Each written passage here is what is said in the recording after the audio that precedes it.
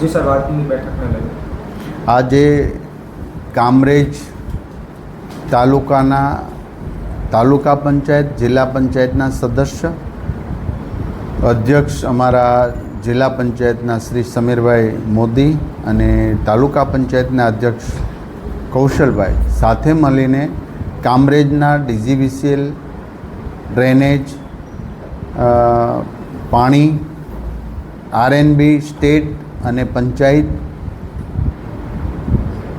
અને તમામ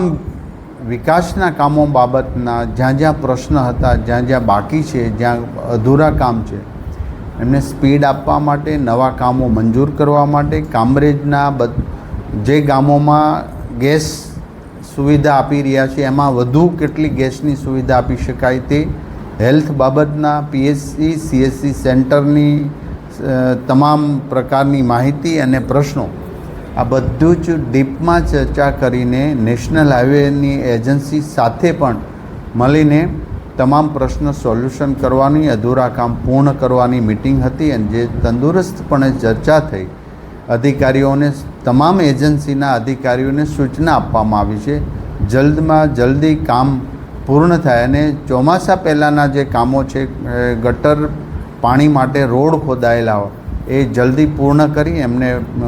કાર્પેટ કરવા માટેની પણ સૂચના આપી છે. આ માત્ર ને માત્ર કામરેજના તમામ ગામો અને પણ નેશનલ હાઈવેથી લઈને જે પ્રશ્નો હતા એ બધાનું